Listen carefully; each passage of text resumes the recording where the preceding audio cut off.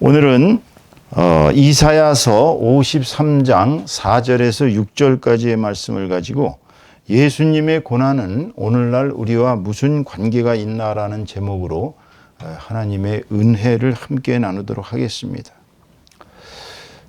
오늘은 여러분도 알다시피 이제 고난 주간이 시작되기 일주일 전입니다. 이제 오늘 우리는 이 시기를 맞아서 예수님의 고난을 한번 깊이 묵상해 보는 시기가 되었으면 합니다.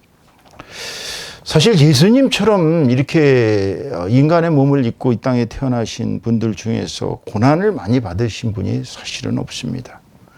자, 이제 하나하나 살펴볼까요? 예수님이 얼마나 고난 속에서 사셨는가. 첫째로는 하늘나라의 하나님, 그 하나님의 말씀으로 계셨던 하나님의 말씀, 즉 성자 하나님이셨죠.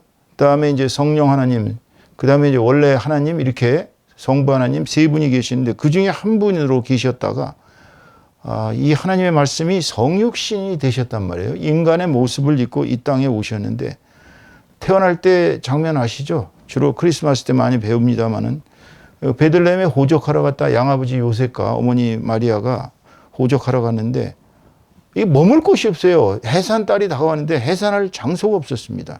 그래서 할 수 없이 여관방 하나 빌리지 못하고 마굿간, 소와 말이 사는 마굿간의 구유, 그 말이 여물을 먹는 그 구유에서 탄생하셨습니다. 참 이 아이러니도 이런 아이러니한 일이 어디 있겠어요.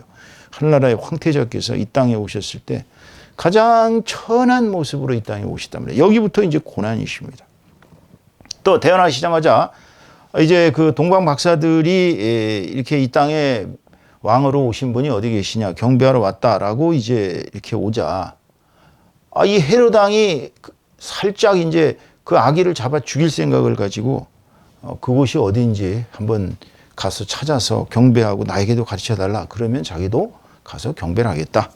이게 속였죠. 그래서 이 동방 박사들이 그 장소를 별을 보고 찾아갑니다. 찾아가서 결국은 예수님을 안고 있는 어린 예수님을 안고 있는 성모 마리아 또 양아버지 요셉을 만나고 거기에서 이제 그 유향과 모략과 황금을 이렇게 예물로 드리면서 이제 경배를 합니다. 그 아기를. 그러는데 꿈에 천사가 나타나서 다시 헤롯 왕에게 가지 말고 니들 갈 길 가라 이렇게 얘기하죠. 그리고 요셉의 아버지 요셉에게는 양아버지 요셉에게는 꿈에 그렇게 얘기를 하십니다. 이제 저 헤롯이 아기를 죽이려고 하니까 빨리 애굽으로 피난을 가라. 그래서 지금의 이집트 애굽 땅으로 피난을 가셨습니다. 그리고 헤롯 왕은 2살배기 이하의 아이들을 몽창 다 학살을 했습니다. 참 끔찍한 얘기죠. 또 12살 때는 예루살렘에서 성전에 이제 그 사람들이 1년에 3번씩 그렇게 이제 하나님을 직접 뵈러 그걸 이제 우리가 현전, 그러니까 하나님을 직접 뵙는 걸 친견이라고 합니다. 친견하기 위해서 예루살렘 성전에 갔는데 그때 이제 그 랍비들하고 토론을 하면서 12살짜리가 토론을 하다가 하도 토론에 몰두해갖고 어머니 아버지가 이 친척들하고 간 줄 알고 그냥 한참 가다가 아들이 없어진 거예요. 그래가지고 또 난리가 나가지고 예루살렘에 와서 간신히 찾아가지고 간 사실도 있습니다. 완전히 고아가 될 뻔했죠. 거기뿐입니까? 어릴 때 양아버지인 요셉이 돌아가셨어요. 그래가지고 이 소년 가장이 되셨습니다. 참 이 소녀 가장, 소년 가장들 많죠. 우리나라에도. 근데 우리 예수님이 식구가 몇 명인 줄 아세요? 가족들이 7명 이상이었습니다. 첫째, 어머니 성모 마리아 또 동생들 물론 이제 양아버지 요셉의 아들입니다. 양아버지 요셉의 아들인데 가톨릭에서는 이거를 그 요셉의 아들이 아니고 성모 마리아가 나는 아들들이 아니다라고 얘기하면서 뭐 사촌이니 뭐 오촌이니 하고 이렇게 거짓말을 하는데 그건 엄밀한 의미에서 거짓말입니다. 성모 마리아께서 요셉과 결혼하기 전에 성령으로 잉태된 게 예수님이고 그 다음에 나머지 아들들은 자식들은 다 성모 마리아께서 낳으신 요셉의 아들입니다. 그러니까 쉽게 얘기하면 이제 배달은 게 아니라 이제 아버지가 다른 형제들이죠.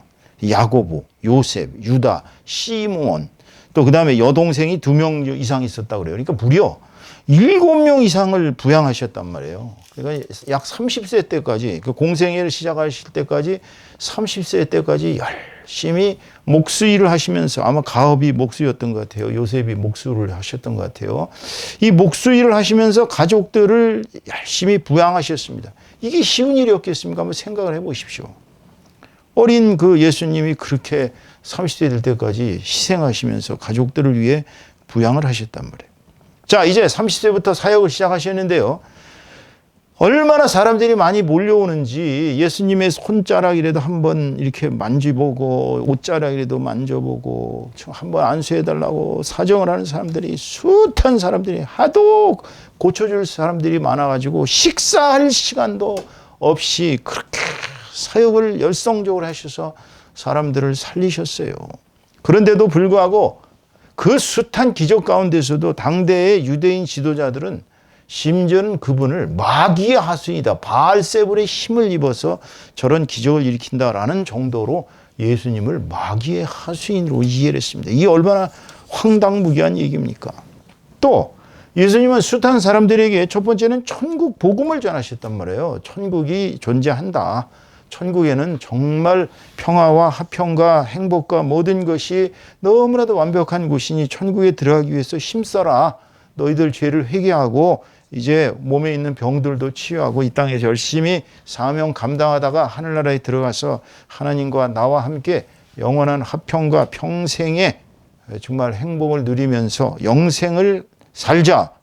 이렇게 전도를 했어요. 그래서 수많은 사람들을 치유했는데도 불구하고 예수님한테 진정으로 감사하다고 표현한 사람들은 또 사실 그렇게 많지가 않습니다. 그 유명한 얘기도 있잖아요. 10명의 그 나 환자가 가다가 10명을 다 이렇게 와서 예수님이 다 치료해 주셨는데 감사하다고 온 사람은 딱 1명이었잖아요.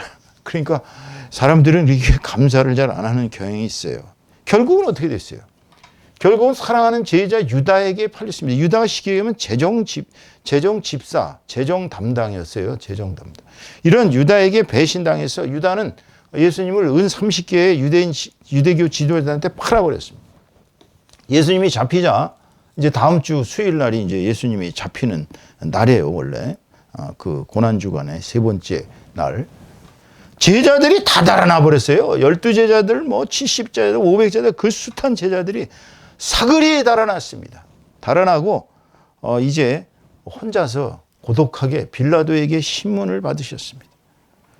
생각해 보세요. 예수님이 이렇게 종려주일날 예수님이 예루살렘 성전에 들어가던 그 주일을 우리가 이제 종려주일 마지막으로 들어가실 때 종려주일이라고 그러는데 그 종려주일날 사람들이 얼마나 열광을 했습니까? 예루살렘에 그 인구가 뭐 기껏해봤자 몇십만 명이었을 텐데 거기에 그냥 전 세계에서 왔던 그 디아스포라된 유대인들이 예루살렘에 오자 예수님이라는 분이 나타난다고 하니까 그냥 막 밤트리를 꺾고 뭐 그냥 자기의 옷들을 외투를 벗어서 깔고 하면서 호산나 다윗의 이름으로 오시는 주여 하늘에는 영광하면서 막 열광적으로 새로운 정말 왕으로 지금의 말하자면 대통령으로 열광적으로 환영을 했던 거예요. 그런데 유대교 지도자들이 그것을 살살 군중을 선동해서 예수님을 갖다가 십자가에 처형하자고 외쳐대니까 금세 그들의 편을 들고서 예수님을 십자가에 매다시오, 십자가에서 처형하시오, 영어로 crucify him 하면서 막 예수님을 처형하라고 나우성을 쳤습니다. 빌라도는 사실 그 부인이 유대인이었는데 부인이 꿈을 꾸고서 계속 좋지 않은 꿈을 꾸고 저분은 절대 당신이 죽이지 마세요 하고 사정을 했습니다. 그래서 빌라도도 차마 무서워서 못 죽이고 있었는데 밀란이 일어날 것 같단 말이에요. 거의 막 10여만 명 이상 모인 그 군중들이 막 십자가에 처하시오, 십자가형에 처하시오 막 이러니까 그냥 할 수 없이 그 로마의 이 반지 낀 이 손으로 걔네들 이렇게 처형하라 그러면 이러거든요. 영화 보셨죠? 다 이렇게 하면 처형해라. 그래가지고서 로마 군인들이 끌고 와서 그냥 막 채찍으로 패면서 머리에는 가시관을 씌우고 몸에는 그냥 자색 왕복을 입히고 그러면서 그냥 네가 메시아면은 한번 내가 누군지 맞춰봐라. 얼굴에 침을 뱉기도 하고 그냥 어떤 인간은 와서 뺨을 때리는 인간도 있고 나중에 그 인간도 어떻게 되는지 모르겠어요. 여하튼 그렇게 해서 골고다 언덕길로 올라가시는데 여러분 혹시 배너 보신 분들 또는 패션 오브 크라이스트를 보신 분들은 아시겠지만 그 골고다 언덕길 올라가는 게 그게 고난의 길이었습니다. 자기 몸보다 훨씬 몇 배가 되는 어마어마한 십자가예요. 생각해보세요. 자기 몸이 예를 들어서 예수님이 한 80kg 됐다 그러시면 80kg짜리 이렇게 십자가를 메고 가는 것도 죽겠는데 아마 240kg는 됐을 겁니다. 왜냐하면 그래야 세워가지고 이렇게 십자가 처형을 하거든. 그걸 그냥 끌어 올려가시면서 막 힘들어가고 쓰러지면 또 쓰러지고 또 쓰러지고 지나가던 구레네요. 시몬이라는 사람이 로마 군인들이 네가 대신 끌고 와. 그래가지고 할 수 없이 그 사람이 그걸 메고 가는데 예수님이랑 채찍질해가면서 골고다 언덕길로 가실 때 그 고난 거기다가 또 손을 그냥 이 양손에다가 대못 이따만한 대못을 꽝꽝 박았잖아요. 그러면서 그냥 얼마나 정말 고통을 당하셨겠어요. 그리고 십자가에 매달리셔갖고서 정말 땀과 피를 흘리시면서 약 8시간 동안 온갖 고생을 다 하시면서 마지막에 정말 옆에 강도들마저도 한 놈은 뭐라고 그러냐면 주님 저를 천국에서 낙원에서 저를 받아주십시오. 당신을 믿습니다. 그러니까 너는 지금 나와 함께 천국에 있으리라 오늘 그 얘기인데 옆에 있는 강도는 야 저도 강도고 저 강도만도 못하게 저렇게 십자가에 처형당하는 사람한테 뭘 부탁하고 난리야 막 그러면서 자기는 예수를 안 믿고 그냥 그 사람은 지옥으로 갔습니다. 그리고 8시간 만에 그분은 숨을 거두시면서 아버지 하나님 제 영혼을 당신께 맡기나이다. 이제 다 이루었다라고 그렇게 말씀하시면서 고난을 끝내셨던 거예요. 여러분 예수님의 이 고난을 생각할 때마다 우리가 12제자들로부터 70대 제자, 70인 제자, 500여 제자에 이르기까지 사실은 예수님이 뭐 하시는 분인지도 제대로 이해 못한 것이 가장 예수님의 큰 고난이라는 사실을 여러분이 아셔야 됩니다. 바로 여러분과 나의 문제예요.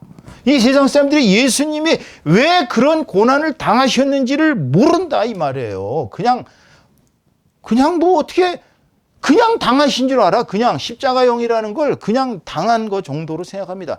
여러분이 예수님이 어떤 분이시고 예수님의 고난이 어떤 고난이었는지를 이해 못하신다면 예수님은 이 땅에 와서 헛고생하신 겁니다. 그런데 이 세상에 70억 인구 중에 진정으로 예수 그리스도가 어떤 분인지를 모르고 살아가시는 분들은 정말 예수님을 십자가에 처형한 그 사람들보다 더 나쁜 사람일 수도 있어요. 왜냐하면 그 사람들은 선동이나 당해서 처형했다고 그러지만 예수께서 이 땅에 오셔서 너를 구원하러 내가 그 고난을 당했다라고 복음을 선포한 지가 벌써 거의 언제예요? 지금 2020년이니까 1989년 전 얘기입니다. 지금 이 스토리는 1989년 동안을 복음을 전해왔는데도 지금도 예수 그리스도가 자신의 구세주라는 사실을 모르고 예수를 믿으면 천국에 가고 예수를 안 믿으면 정말 지옥에 갈 수밖에 없는 끔찍한 죄인들이 바로 우리들이란 사실을 이해를 못하고 불신앙에 머물러 있다는 거, 이거를 예수님이 가장 고난으로 여기신다는 사실을 아셔야 돼요. 제가 왜 이 얘기를 하냐면 천국에 가셔서 예수님을 뵌 사람들의 간증을 빌자면 예수님은 지금도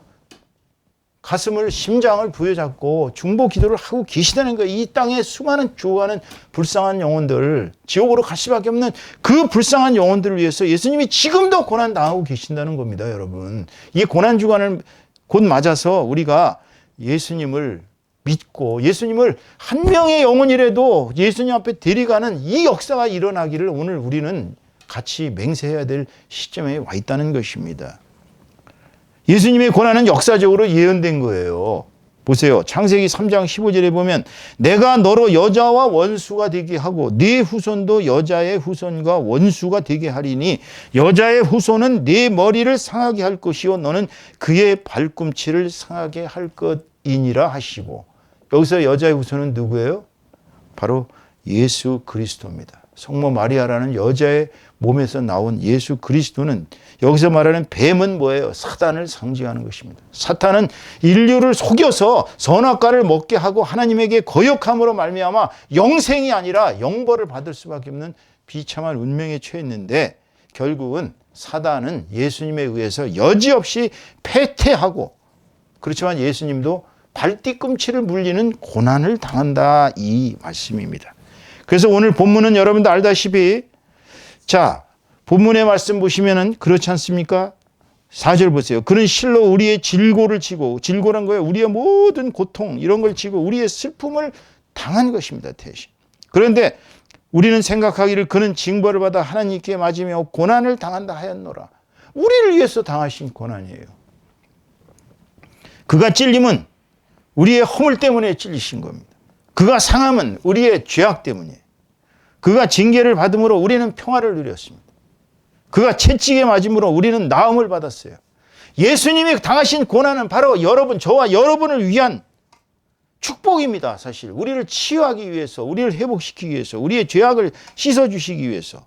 그렇지만 우리는 어떻습니까? 지금 우리는 다 양 같아서, 양들이 참 뺀질뺀질합니다. 진짜 말 안 듣는다 그럽니다. 양이 얼마나 고집이 센지 말도 못한다 그래요.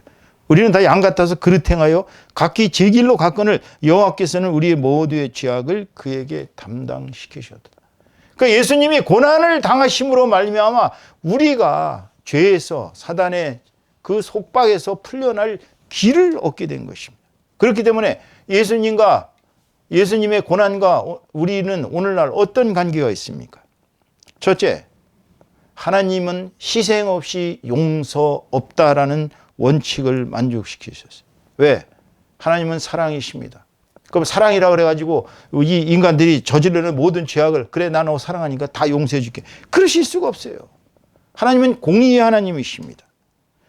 예수님의 고난을 통해서 그분이 흘리신 십자가의 보혈의 능력을 안 가지고서는 도저히 인간들의 이 엄청난 죄악을, 보통 사람들 다 그렇게 생각해요. 내가 뭐 이렇게 큰 죄를 졌나. 그러나 여러분, 죄악을 한 번 한 번 다 이렇게 매일매일 노트에다 기록해 보세요. 생각나는 대로. 자기가 얼마나 죄인인가. 이 세상에 죄인 아닌 사람은 아무도 없어요. 모두가 다 죄인입니다. 그렇기 때문에 하나님은 공의의 하나님의, 사랑의 하나님이시지만 동시에 공의의 하나님으로서 희생물 없이는 용서 없다. 옛날 구약시대의 모든 백성들은 희생물을 바쳐야만 용서가 되었습니다. 돈이 많은 사람들은 소도 갖다 바쳐야 되고요, 양도 바쳐야 되고, 염소도 바쳐야 되고, 돈이 없는 사람은 하다못해 비둘기라도 갖고 가서 용서를 받아야 했습니다. 그것을 속죄제라고 그러는 거예요. 희생제물. 희생이 있어야만이 용서가 있습니다, 여러분. 그것이 하나님의 공의예요. 그러니까 예수님이라는 절대자가 희생이 되심으로 말미암아서 우리 죄가 용서된 것이지, 우리가 구원받은 것이지, 우리가 뭘 잘해서 용서받을 길은 없어요. 이 세상에 그런 방법은 없습니다. 두 번째로, 고난 없이 영광 없습니다. 예수님과 같은 절대자도 고난 속에서 마지막에 승천하시고 구세주로서 이 땅에서 지금도 수십억 인구가 예수님을 믿는 영광을 얻게 되셨습니다. 여러분, 인생이 고난이 없다고 생각하시면 안 됩니다. 고난이 뭐예요? 예수님의 고난은, 여러분 알다시피 예수님은 절대자예요. 그런데도 불구하고 새벽부터 하나님께 기도하셨습니다. 어떤 날은 밤새내 기도하셨어요. 여러분 기도하십니까? 기도도 안 하잖아요. 예? 여러분 전도합니까? 주위 사람들한테 예수 믿으라고 전도합니까? 안 합니다. 여러분들 성경책 얼마나 읽으세요? 안 읽죠?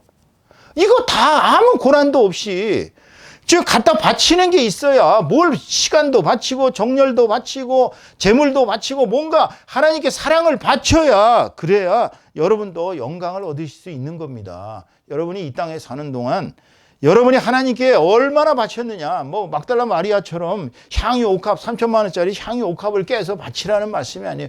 최소한 기도하시고 성경책 읽고 전도하고 신자로서 최소한 고난을 같이 겪었을 때 주님의 십자가의 고난이 여러분의 십자가의 영광이 되는 것이지, 고난은 싹 빼먹고 얌체같이, 그 마치 그 낚시질할 때 보면 지난번에 한번 얘기했습니다만, 물고기들을 얼마나 야갑반인 줄 아세요? 낚시를 딱 하면요, 그 낚싯반만 싹 떼먹고서 고기가 살짝 도망가 버립니다. 그러면 아주 환장하죠, 낚시하는 사람들은. 예수님은 고난 속에서 영광을 얻으셨습니다. 여러분도 고난을 같이 겪으시기 바랍니다. 세 번째, 예수님의 고난이 없었으면 영생의 구원도 없었습니다. 그렇기 때문에 여러분들은 반드시 예수님의 고난에 참여하십시오. 예수님의 고난은 인류 탄생 때부터 지금까지 하나님께서 구원하시고자 하는 사람들을 위한 머릿돌입니다. 이때로부터 우리는 새로운 인류 문명이 시작된 겁니다. 그러니까 BC, Before Christ와 AD, 주 오신 후라는 이 구분이 가능했던 것은 바로 예수 그리스도의 고난을 통해서 인류는 완전히 이제는 새로운 문명을 세울 수가 있었던 것입니다. 오늘 설교의 결론을 맺습니다. 태초부터 인류를 구원할 계획을 가지고 계셨던 하나님께서는 이 땅의 모든 인간들이 가인으로부터 또 지금 예수님을 십자가에 받았던 인간들, 또 오늘날까지도 모든 전쟁과 모든 불의와 부패와 인간의 모든 이 죄악을 용서하시기 위해서 우리에게 그리고 천국의 영생을 주시고자 원하셨어요. 예수님은 사랑의 하나님, 하나님의 아들로서 이 땅에 오신 겁니다. 그렇지만 인류의 죄악이 너무나도 끔찍하기 때문에 그것을 속죄할 만한 희생물을 바치셔야 했습니다. 그래서 마땅한 대가로서 6월절 어린 양으로 희생당하신 거예요. 그래서 마침내 예수님은 당신이 희생당함으로 인류를 피값으로 사셨습니다. 그것이 바로 하나님의 공의와 하나님의 사랑을 동시에 만족시켰던 거예요. 예수 그리스도의 고난은 역사적으로 이미 예정이 되어 있었습니다. 예언이 되어 있었어요. 희생물로 바쳐진 예수님의 피를 통해서 우리는 구원받을 수 있었고, 예수님의 고난을 통해서 우리는 나음을 얻을 수 있었고, 우리는 천국에 들어갈 수 있는 그야말로 엄청난 특권을 가지게 된 것입니다. 오늘 고난주간 일주 전입니다. 이제부터 시작해서 여러분들 더욱 경건하게 이 고난, 예수님의 고난이 바로 나의 구원을 위한 것이었구나라는 사실을 깨닫고 예수님의 고난에 함께 참여하는 저와 여러분 다 되시기를 주님의 이름으로 축원합니다. 축원합니다.